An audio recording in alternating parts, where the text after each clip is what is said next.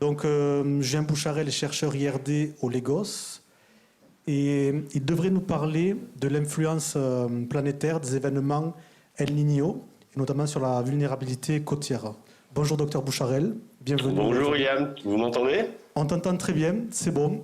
Donc, Super, vous voulez que je partage mon écran du coup? Comment ça se oui, passe? oui, oui, partage ton écran, comme ça tu es autonome. On va couper le son dans la salle et après je reviens sur les questions. Donc tu as 20 minutes. Ok, est-ce que vous voyez là, c'est bon? Oui, oui, c'est bon, mets-le en plein écran et c'est bon. Ouais,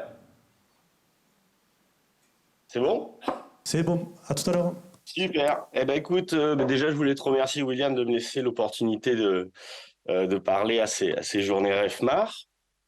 Donc aujourd'hui, moi je vais plutôt vous parler de variabilité climatique. C'est un petit peu ma spécialité ici au Lagos. On a fait quand même pas mal d'études avec l'équipe littorale, notamment Raphaël Almar, donc sur l'influence de la variabilité climatique et du mode ENSO, qui est le mode dominant de variabilité climatique à l'échelle mondiale, sur la vulnérabilité côtière.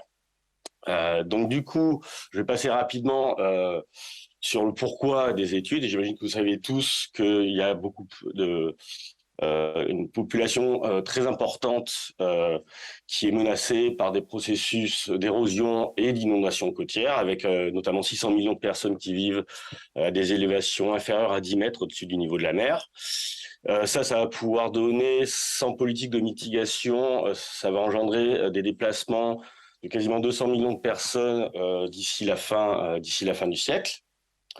Avant de rentrer dans le vif du sujet, je vais discuter très rapidement de l'effet numéro un qui cause ces inondations et ces érosions, et c'est la contrainte anthropique, et notamment en lien avec les pratiques agricoles, et en particulier avec l'augmentation du niveau de barrage sur les rivières mondiales. Alors là, on voit ici, c'est le barrage sur la rivière Colorado, le Hoover Dam, qui va avoir tendance à piéger les sédiments dans les lits de rivière en amont et les empêcher de s'écouler jusqu'aux plages littorales et de venir remplir et nourrir ces plages. Une autre contrainte anthropique très importante, ça va être en lien, comme vous le savez, avec l'augmentation du niveau des mers. Alors là, je vous montre un petit exemple sur le changement de position de ligne de marée haute actuelle en noir et celle prévue par différents modèles d'élévation topographique en rose et en violet à l'horizon 2050. Donc on voit une forte augmentation de du niveau de la mer dans les deltas des rivières tropicales, là en Chine et au Bangladesh, et ici en Thaïlande et à Jakarta, ce qui va forcément amener à une population de plus en plus à risque. Avec ici, on voit le nombre de personnes sur littoral exposées à des inondations récurrentes à l'horizon 2050, avec plusieurs dizaines de milliers de personnes, par exemple, juste en France. Donc moi, je vais pas du tout parler de cette contrainte anthropique, je vais plutôt regarder la contrainte naturelle, notamment en lien avec la modulation climatique de différents contributeurs du niveau de la mer côtier. Alors je vais parler essentiellement du niveau de la mer régionale, stérique, et surtout du niveau de la mer produit par les vagues, euh, qui est notamment d'un ordre de grandeur de plus, on va dire, que le niveau régional thermostérique. Donc moi, mes objectifs ici au Lagos, c'est d'essayer de comprendre la connexion entre variabilité climatique à l'échelle planétaire, notamment en lien avec le mode climatique ENSO, euh, et la variabilité régionale, la vulnérabilité régionale côtière. Donc globalement, j'ai essayé de comprendre comment ENSO module l'activité des tempêtes, qu'elles soient tropicales ou extratropicales, et comment les vagues générées par ces tempêtes va menacer directement les populations côtières. Donc pour ça, on utilise pas mal de choses, des produits de réanalyse, des modèles couplés, des nouveaux produits satellites, notamment de traits de côte dont je vais vous parler un petit peu plus tard dans cette présentation. Mais moi, l'idée, c'est d'essayer de résumer tout ça avec les processus dominants et les inclure dans un modèle relativement simple, un modèle conceptuel. Alors pourquoi? Tout simplement parce que c'est des choses faciles à mettre en place et qui peuvent être facilement implémentables, notamment par les pays du Sud. Donc voilà un petit peu l'outline de mon talk. Je vais vous présenter un nouveau cadre mathématique qui permet de prendre en compte l'influence et la complexité de l'influence d'ENSO sur les épisodes de vagues extrêmes à la côte, tout d'abord dans le bassin Pacifique, Et après, je vais vous montrer que finalement, l'influence d'ENSO ne se limite pas aux vagues, elle s'exprime aussi sur d'autres drivers hydrodynamiques, et pas seulement dans le bassin pacifique, à l'échelle aussi planétaire. Donc, je vais commencer par parler d'ENSO. Donc, en gros, l'effet d'ENSO sur la vulnérabilité côtière, c'est pas nouveau. Ça a été déjà mis en évidence avec les papiers de Patrick Barnard en 2015 et 2017. Et qu'est-ce qu'ils ont vu? C'est que globalement, la réponse côtière suivait un petit peu cette oscillation ENSO. Là, je vous montre des composites de niveau de la mer induit par les vagues. Donc, c'est le run-up qui est calculé simplement avec cette formule de Stockton. Et on voit, c'est des composites en hiver boréal, donc moyennés entre décembre et février, de run-up au pic d'El Niño. Donc, on voit une augmentation forte des vagues et du niveau de la mer induit par les vagues dans la partie est du bassin et une diminution dans l'ouest au pic d'Enso. Et on a l'effet inverse, évidemment, durant la Niña. Mais alors, les études d'impact côtier, en fait, en sont restées ici, là, à cette vision, on va dire, un petit peu outdated, simplifiée d'ENSO en dipôle. Et elles ne prennent pas en compte, notamment, toute la recherche qui a été faite les 10 dernières années sur ENSO et qui a mis en évidence une complexité spatio-temporelle assez forte d'ENSO. Alors, qu'est-ce que je veux dire par là? ENSO, c'est pas juste cette oscillation de dipôle. Il y a différents régimes d'ENSO, différents régimes spatiaux. Bon. Donc là, ils sont présentés ici avec ces cartes de mode dominant en EOF de variabilité interannuelle de SST.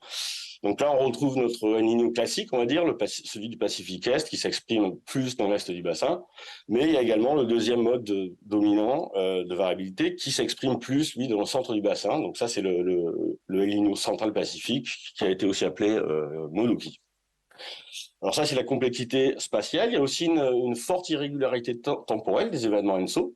Alors ça, on peut le voir sur cette carte de l'indice Niño 3-4, c'est les variabilités interannuelles de SST moyennées dans cette boîte blanche, où on voit des événements El Niño plus forts, mais très intenses, mais relativement courts, comparés à des événements La Niña qui sont plus longs, mais un peu plus faibles.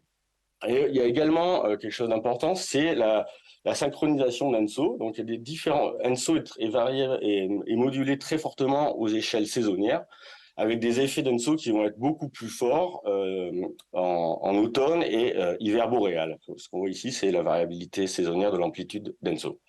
Donc, voyons un petit peu ce que ça donne sur les événements de vagues extrêmes. Tout d'abord, en hiver. Alors là, je vous présente deux cartes qui sont des régressions d'anomalies de température de surface de la mer en couleur et de vent de surface à 10 mètres, ce sont les flèches, sur la modulation interannuelle de l'énergie des vagues. À gauche, c'est dans les Philippines et à droite, c'est dans le Pacifique centre-est à Hawaï. Donc, qu'est-ce que ça dit? C'est tout simplement qu'une augmentation des vagues dans les Philippines en hiver va être associée à des anomalies de température beaucoup plus froides et des vents qui s'intensifient dans le centre du bassin, qui est une signature forte qui représente la phase La Niña. Et on voit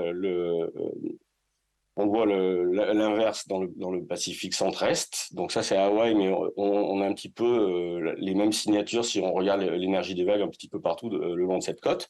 Donc on voit une augmentation des vagues en hiver au pic de l'événement El Niño dans ce bassin. Alors, comment ça se passe? Comment ça se traduit? Pour regarder ça un petit peu plus en détail, là, je vous présente maintenant des cartes de régression de l'énergie cinétique turbulente à 850 hectopascales, qui est une façon de caractériser un petit peu le jet stream ou le rail des dépressions. Et ce qu'on voit, c'est que durant la Niña, une augmentation des vagues dans les Philippines va être associée à un déplacement de ce storm track vers le nord et qui va avoir tendance à confiner les tempêtes extratropicales dans cette partie du bassin et envoyer des houles de nord qui vont affecter l'ensemble de l'ouest du bassin. Et évidemment, on observe l'inverse au pic d'El Niño, une augmentation des vagues à Hawaï et sur la côte ouest Pacifique, qui est due à un déplacement méridien vers l'équateur et une intensification de ce jet stream qui va intensifier les tempêtes extratropicales qui vont arroser toutes ces côtes-là en vagues extrêmes. Donc ça, c'est ce qui se passe en hiver. Donc c'est un petit peu l'image un peu classique d'ENSO en dipôle que je vous ai présenté avant. Voyons ce qui se passe maintenant en été. Donc, je refais les mêmes cartes de régression, mais cette fois-ci en été. Donc, variabilité interannuelle de l'énergie des vagues dans les Philippines au mois de juillet, août, septembre. Et ici, pareil pour Hawaï. Et on voit que les patterns sont complètement différents. On voit que l'augmentation en été des vagues dans cette portion du bassin va être associée à ce El Niño qui est plus central. Donc, qui va notamment être associé à l'initiation des événements Modoki, Central-Pacifique. En revanche, dans l'autre partie du bassin, on voit qu'il y a une augmentation, on voit la SST ici qui est plus forte de part et d'autre de l'équateur, qui est une signature de la décharge méridionale qui s'opère après le pic de l'événement El Niño, quand celui-ci transitionne vers la phase froide La Niña. Donc ça, c'est une signature de la transition des événements Eastern Pacific à la fin de l'été boréal. Et les petits contours en bleu, en fait, c'est la même régression, mais sur le cisaillement de vent vertical. Donc le cisaillement de vent vertical en été, c'est une contrainte forte environnementale pour l'activité cyclonique. Et on voit une diminution très forte de ce cisaillement vertical qui va avoir tendance probablement à augmenter l'activité cyclonique dans l'est et dans l'ouest du bassin. Alors ici au moment de l'initiation de El Niño et ici après à sa transition vers la Niña. Et pour regarder ça un petit peu plus en détail, encore une fois, des régressions d'énergie cyclonique accumulée. Donc, une façon, c'est un espèce d'indice intégré qui représente l'activité cyclonique dans ce bassin. Et on voit effectivement que l'augmentation des vagues dans les Philippines en été va être marquée par un déplacement vers le nord-ouest de l'activité cyclonique et plus de tempêtes tropicales, de cyclones tropicaux ici. Donc, ce qui est également, encore une fois, une signature de cette initiation de l'événement El Niño Central-Pacifique. Et à Hawaï, c'est l'inverse. C'est au moment de la transition vers la Niña qui provoque une augmentation de l'activité cyclonique dans le centre du bassin. Donc, en gros, pour résumer, l'effet d'Enso va être marqué différemment en fonction de la saison, avec un bouleversement des conditions climatiques de background qui va s'opérer en hiver via la modulation des jet streams et du rail des dépressions, qui va changer l'activité des tempêtes extratropicales, et qui va moduler l'activité des vagues dans le bassin. En revanche, en été, ça va se faire via la modulation des tempêtes tropicales de l'activité cyclonique dans le bassin pacifique. Donc il y a un effet saisonnier d'Enso qui est modulé entre l'hiver et l'été. Donc nous, ce qu'on a essayé de faire, c'est essayer de modéliser ça de manière simple pour essayer de prendre en compte cet aspect saisonnier et cet aspect d'Enso dans un petit modèle simple de modulation des vagues. Donc on est parti du modèle simple de variabilité climatique stochastique qui a été proposé par Hasselmann en 1976. Et donc en gros, nous on dit qu'en fait les épisodes de vagues côtières sont des épisodes qui reviennent régulièrement avec une période de retour de 15 jours, ce qui est plus ou moins la période d'activité des jet streams en hiver et de l'activité cyclonique en été, mais qui va être contrainte par un forçage climatique et par un forçage stochastique. Donc le forçage climatique, nous on a pris en compte, comme on l'a vu avant, juste la variabilité saisonnière et aussi l'activité interannuelle en lien avec les différents régimes d'Enso, donc le Central Pacifique et le Eastern Pacific. Et ce cadre mathématique est suffisamment simple pour pouvoir dériver une solution analytique simple de ce modèle. Que voilà, donc en gros, si cette période de retour est beaucoup plus faible que la période climatique, on peut arriver à obtenir cette solution analytique qui se décompose simplement comme la somme d'un forçage climatique linéaire, donc c'est l'effet direct d'El Niño, et aussi de la non-linéarité d'Enso en lien avec sa modulation saisonnière. Donc ce terme M au carré qui fait intervenir les produits croisés va être représentatif des interactions climatiques non linéaires et des interactions entre le cycle annuel et le cycle Enso. Donc un petit exemple, ici c'est sur une plage à Scripps avec en noir vous voyez les données mesurées, c'est la variabilité interannuelle de l'énergie des vagues encore une fois, mesurée sur la plage de Scripps. En bleu, c'est un modèle climatique qui ne prendra en compte que la simplicité d'Enso, son effet direct, linéaire, canonique. Et en rouge, c'est la solution de notre modèle qui permet de prendre en compte notamment la symétrie des vagues et des périodes de retour un peu plus importantes d'énergie des vagues. Donc voilà, pour résumer, on a mis en place une petite théorie mathématique simple qui permet de prendre en compte l'influence d'Enso, et pas que l'influence directe et classique d'Enso, toute sa complexité, sur un driver clé de la vulnérabilité côtière dans le Pacifique, les vagues. Mais en fait, j'ai essayé de vous montrer maintenant que l'influence d'Enso va s'étendre au-delà de juste ce forçage hydrodynamique des vagues et va s'étendre au-delà du bassin Pacifique. Donc pour cela, je vais regarder un petit peu comment se fait l'influence d'Enso sur un indice de vulnérabilité côtière qui est la position du trait de côte, qui va permettre un petit peu de mesurer les épisodes d'érosion et d'accrétion. Donc pour essayer d'avoir ça à l'échelle du bassin et à l'échelle globale, il nous a fallu déjà dériver un produit de position de trait de côte global. Et alors pour cela, on s'est basé sur les acquisitions d'images satellites par les différentes missions Landsat pour essayer d'obtenir ce trait de côte cross-shore, hein, mais ici. Alors comment on a fait? Eh ben, on a obtenu toutes les images Landsat et sur chacune de ces images Landsat, on a calculé le NDWY, c'est le Normalized Difference Water Index, qui permet d'évaluer les changements de contenu en eau des surfaces que l'on observe, avec notamment les pixels qui vont avoir des indices supérieurs à 0 vont caractériser les zones humides, les mers, les lacs, et les pixels négatifs, eux, vont être associés aux zones sèches des surfaces continentales. Et l'interface, pour nous, c'est comme ça qu'on va définir la position de notre trait de côte. Alors, on a fait un petit partenariat avec les ingénieurs de Google qui nous ont permis de lancer nos programmes sur leur serveur, ce qui nous a pris un peu moins de temps que faire ça sur notre ordinateur. Et on a pu extraire la position de ce trait de côte entre 60 degrés nord et 60 degrés sud le long de 14 000 points côtiers.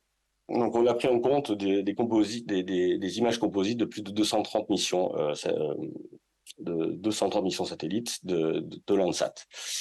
Donc, on a calculé ça sur les serveurs Google. Ça a pris 10 000 heures et ça a généré plus de 3 pétabytes de données. Mais on a réussi à obtenir une position mensuelle du trait de côte entre 2000 et 2017 à une résolution E-Longshore d'un demi-degré. Là, on est en train d'améliorer tout ça pour essayer de descendre en résolution et d'augmenter la couverture temporelle. Et là, on est en train d'obtenir des données à 5 km, pareil en global, de 1984 à 2020. Mais pour le moment, là, je vais juste vous présenter sur notre produit, on va dire, à la résolution un peu plus crue. Donc voilà, je vais passer rapidement sur la validation en différents points où on avait des données in situ, soit issues de caméras, soit issues de mesurements locaux. Donc ici, sur notre petite plage à Scripps, ici c'est la plage du Truc Vert, là c'est une plage au Ghana, il me semble, et au Vietnam. Et on voit que, bon, on peut pas évidemment obtenir la position du trait de côte tous les jours, mais en composite mensuel, on arrive à reproduire la variabilité saisonnière et la variabilité interannuelle relativement bien de l'évolution de ce trait de côte à l'échelle globale. Donc maintenant, on va pouvoir regarder un petit peu l'effet de la variabilité climatique sur cette évolution interannuelle de position du trait de côte. Alors d'abord, ce trait de côte, comment il varie?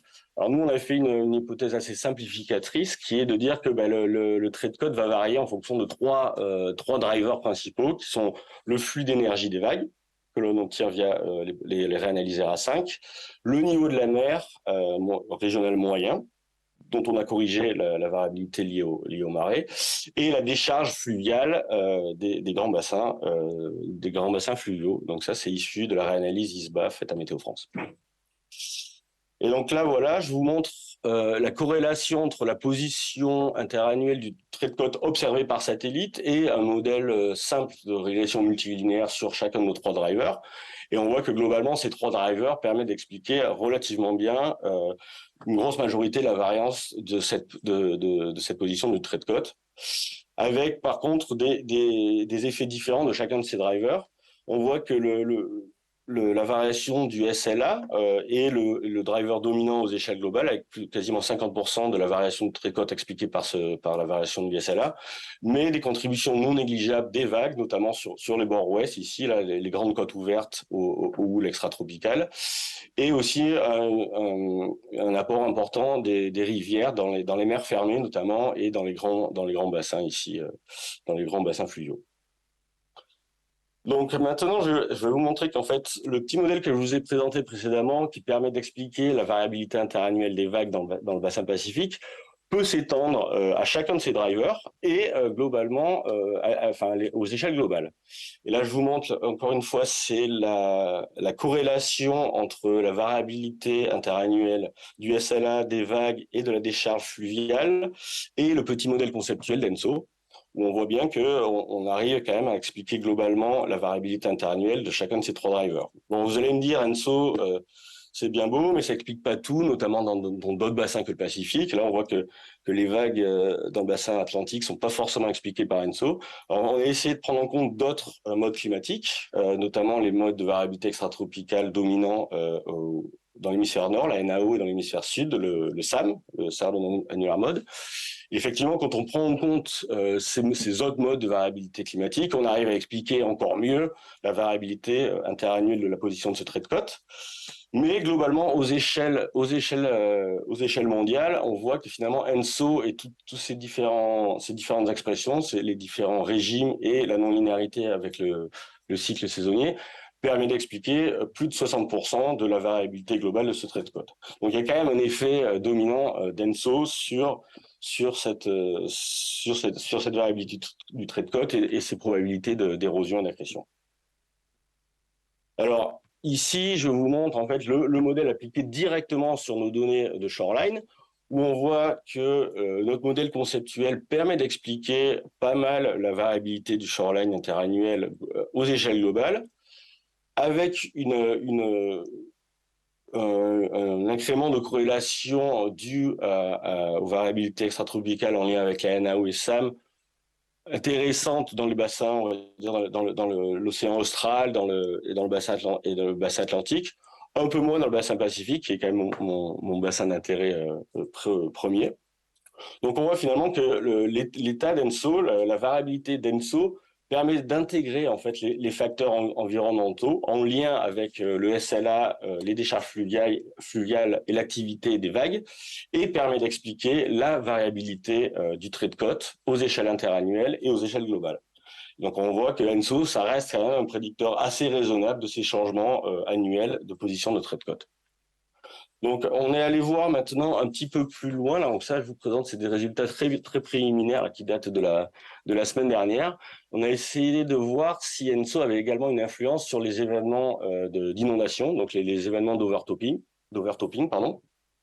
Alors, qu'est-ce que c'est un événement d'overtopping? C'est quand le niveau d'eau totale à la côte, nous, on l'a défini comme quand il atteint 50% de l'élévation côtière maximale. Alors, l'élévation côtière maximale provient de modèles d'élévation digitale qui ont été ici, là où on peut voir en fait la position max de la topographie dans le premier kilomètre, avec des élévations assez hautes, notamment là, dans le bassin Pacifique, et un peu plus basses dans les zones tropicales.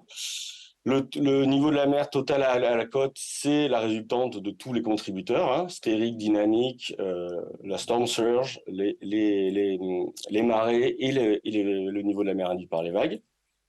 Et donc, on essaie de regarder un petit peu, simplement, là, ce coup-ci, il n'y a pas de complexité d'ENSO, c'est quand l'indice Niño 3-4, qui est l'indice classique pour caractériser la variabilité ENSO, donc là ici c'est un composite quand cet indice Niño 3-4 dépasse une fois la déviation standard, et on voit une augmentation, on voit encore une fois ce dipôle avec entre l'est et l'ouest du bassin, avec une augmentation des heures d'overtopping qui correspondent à 10 heures d'overtopping en plus par mois. Et si je me souviens bien, ça représente plus de 40% d'augmentation par rapport à une variabilité climatique mensuelle moyenne. Donc on voit encore une fois une forte signature, donc ça c'est El Niño et là c'est Les Niños, on voit une forte signature de la variabilité ENSO sur la probabilité d'occurrence d'événements d'overtopping, essentiellement dans le bassin Indo-Pacifique, mais on voit ici aussi qu'il y a une signature dans le bassin Atlantique et un petit peu moins dans l'océan austral. Et là, encore une fois, c'est le résultat de notre petit modèle qui prend en compte la complexité d'ENSO cette fois-ci, donc les différents régimes et sa non-linéarité avec ces interactions non linéaires avec le cycle saisonnier. Et on voit, ça c'est la probabilité d'occurrence, c'est la variabilité interannuelle de la probabilité d'occurrence d'overtopping et sa corrélation avec notre petit modèle conceptuel. Et on voit qu'on arrive juste avec ENSO à expliquer relativement bien l'occurrence d'inondations et d'overtopping dans le bassin Indo-Pacifique, mais on a quand même des résultats qui sont pas négligeables, qui restent significatifs même en Europe et un petit peu moins dans l'hémisphère sud. Donc on a encore une fois une grosse influence d'ENSO sur les occurrences d'inondations. Donc pour résumer, on a développé une théorie simple, un petit modèle 0D, suffisamment simple qui nous permet d'avoir la solution analytique de ce modèle et qui nous permet d'expliquer globalement l'influence complexe d'ENSO sur différents drivers de la vulnérabilité côtière, que sont l'énergie des vagues, la variation du niveau de la mer régionale et les décharges de rivières liquides. Et ça nous permet de comprendre un petit peu mieux le contrôle climatique à l'échelle planétaire en lien avec ENSO sur la vulnérabilité côtière, que ce soit l'évolution du shoreline et les processus d'érosion ou les occurrences d'overtopping et d'inondation côtière. Donc là, maintenant, on est en train d'essayer de regarder un petit peu comment on peut tourner ce modèle en un modèle de prévision statistique pour essayer de prévoir les impacts côtiers une fois qu'on a nos prédictions ENSO qui sont données par les grands centres de prédiction saisonnière. Et voilà, je crois que c'est tout. Je vous remercie.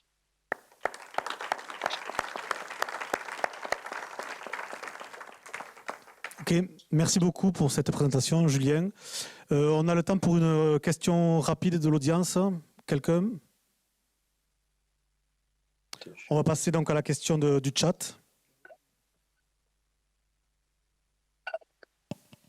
Ouais, alors, la question c'en est...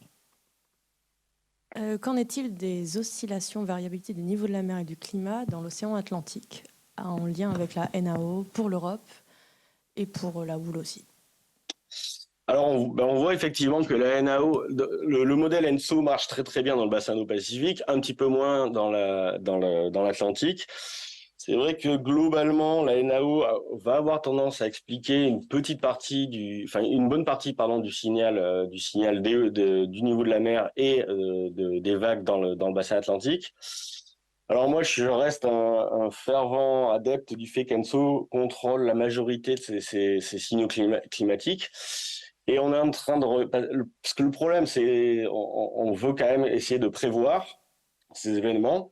Et ENSO reste quand même le seul mode climatique qu'on arrive à prévoir avec un horizon temporel suffisamment long pour pouvoir, de l'ordre de 3 à 6 mois pour permettre un petit peu une anticipation, on va dire. La NAO, c'est un mode de variabilité majoritairement atmosphérique. Il n'y a pas forcément de prédictabilité en lui-même. Et là, on est en train d'essayer de voir comment ENSO la persistance d'ENSO peut se retranscrire sur la variabilité NAO, et on se rend compte en fait qu'ENSO est quand même un des drivers majoritaires de la NAO, au moins en termes de possibilités de prédiction. Donc même si la NAO explique, moi je pense que ENSO reste quand même globalement le driver majoritaire de ces variations climatiques. Ok, une autre question du chat avec une réponse un peu rapide pour ne pas perdre de temps, merci. D'accord. Est-ce que les produits évolution mensuelle du trait de côte est déjà accessible quelque part en ligne? Pas encore. Pas encore, mais on y travaille. Alors là, on est en train d'essayer de le raffiner, comme je vous ai dit, à des résolutions spatiales de 5 km et on essaie de l'étendre sur une période un peu plus longue. Ça se fait en partenariat avec le CNES. Et ça devrait arriver dans les mois prochains. Et on va essayer de le mettre en ligne dès que ce nouveau produit arrive. Ok, merci beaucoup Julien pour cette présentation. Avec plaisir.